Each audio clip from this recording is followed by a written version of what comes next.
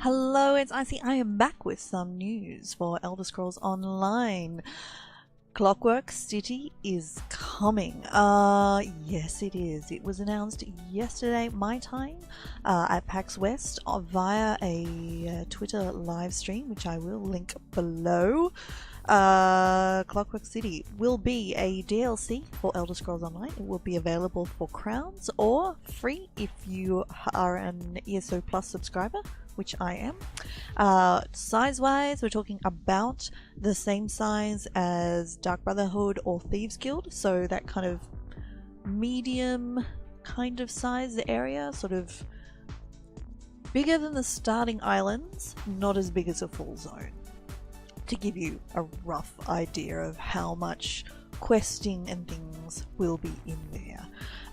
You will not need a copy of Morrowind to play Clockwork City, but like there are all hints and stuff, which is really cool in Morrowind that takes you into Clockwork City. So hey, good time to get it before it comes out if you haven't got Morrowind already.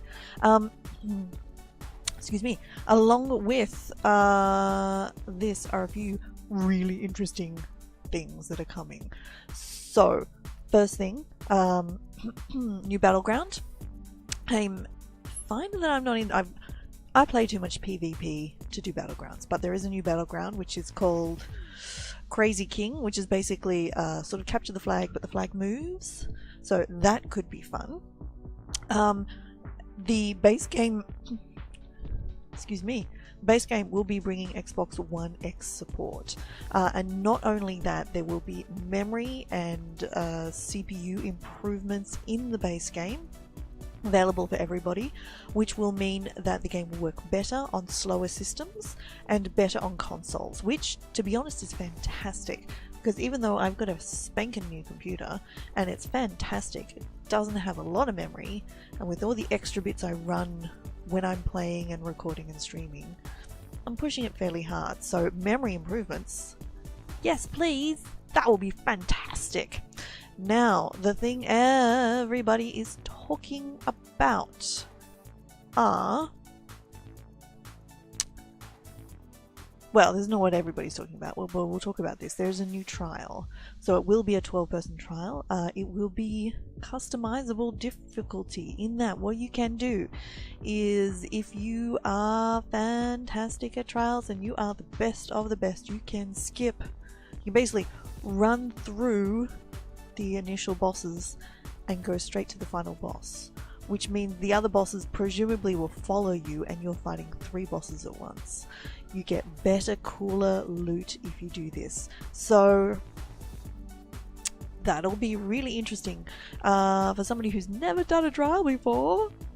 I don't know if that's even a possibility, but yeah, it's also a shorter trial. It's not as big and long as the other ones, so that's actually probably a good thing too. Means you can get a trial group together to do something, but not have to allocate, like 3 or 4 hours and have that available to actually do that content. So this is the one that everybody's talking about. Customizing traits. So you will now be able to take an existing item and replace the trait on that item if you already know how to craft that trait.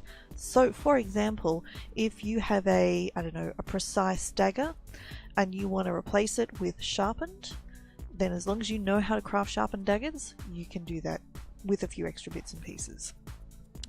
So this will be possible on any sort of weapon or armor, no matter where it drops. So even if it's from Veteran Maelstrom Arena, that will be fine. Dragonstar Arena, that will be fine. The Trials, that will be fine. Crafted yourself and you change your mind later, that will be fine. You can retrait all of them. This is really interesting. So it means that there's no longer that massive grind for that one perfect weapon that you're looking for. You can change it, and it also means if you golded up something and the meta changes, that's okay too. You can actually switch it to something else, which is pretty cool actually. It also means things like if you found yourself a training sword for that one last thing of the set that you really need, you can actually change that into something useful, and it can be part of that set, and then you can actually be doing a decent amount of damage. Here's the trick. You will need to get access to a transmutation station. This is what it's been called. So this is transmutation is not transmogrification. So this is not changing the appearance of your armor or weapons. This is only changing the trait. So just to be clear, so you'll need to find a station to do this. So there's one at the Brass Fortress within the heart of the Clockwork City. Now, whether this is an easy to get location or not, who knows? That is part of the DLC. You can also get one via the Master Writ Merchant. So if you are not planning on getting the DLC and you are planning to do this transmutation, start saving your writ vouchers now to get one of these stations, or join a guild that can get access to one, I guess. In addition, you will need a special resource called transmutation crystals that you'll need to collect and save. So presumably it'll be along the lines of you'll need 10 crystals or maybe 100, no idea. Then you'll combine those into the one transmutation crystal that you can then use to actually change it. You will only get them from veteran level content. It does not say in here whether you'll be able to also buy them for crowns or not. Presumably you will. It'd be a sensible move. But yeah, you'll need to do vet level dungeons or trials to get the transmutation crystals. So that's really interesting. There's no word here on whether the transmutation crystals are bound to account. So it doesn't say whether you can trade them. And there's also no word here whether for example, if you pick up a weapon that's really great, it's not bind on pickup, you can actually just trade it. If you transmute it to, say, a sharpened, if it's a sword, can you then sell it? Or when you make the transmutation, will it actually bind to your account? So that's another thing that's going to be interesting as well. So they haven't mentioned that. So that's the first big piece of news. Clockwork City coming soon, presumably. I mean, Horns of the Reach is only just out, honestly, so this must be December. I'm guessing we're talking December. Probably in a couple of weeks on the public test server. Looking forward to that. Look for more information here. Now, the other news is that there is a double Tel Var event in the Imperial City this weekend. So by the time this video goes up, maybe the next day, this event will start.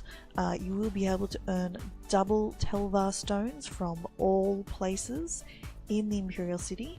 The Imperial City itself is on sale. So you can buy it yourself, and you can get, the super cool horse and some pretty skin colors as well.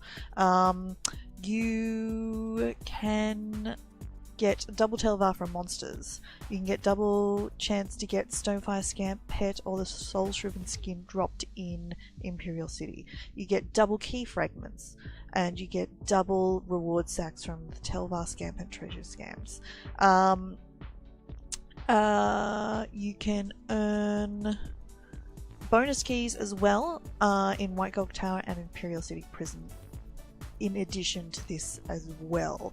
Tel Var stones are used to buy very cool gear from the Imperial City, and also the key fragments are used to get very cool gear as well.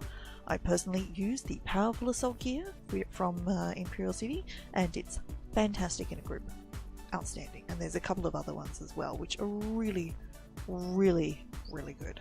So, Imperial City double AP week because of the anniversary. If you haven't done the Imperial City main quest yet, really do that, because it is honestly fantastic. The Drake of Blades is one of my favorite characters in the whole game, even out of Morrowind as well. She's amazing. She's such a cool character. So it is absolutely worth doing her storyline if you haven't done that already. So, news, lots of cool stuff coming. So thank you very much for watching. Let me know below in the comments what you're excited for. Will I see you in the Imperial City? What do you think of the transmutation? Will it work? Like, will it change the way the game works? It's really interesting. I'm kind of loving that the Elder Scroll, they're making it, in a sense, all the changes they make are making the game more accessible in a way. I don't feel like they're kind of going, you've done enough content here, have something that's harder to do, It's kind of like, let's open up this kind of interesting stuff to more people so more people can enjoy it, is the feel I get from the changes that they make to the game systems, which is pretty cool actually. So yeah, let me know what you think below. Please do give this video a thumbs up if you found it useful or you liked it or whatever. Please do subscribe here on YouTube. Please do follow me on Twitch as well. And I will talk to you next time. Thanks for watching. Bye.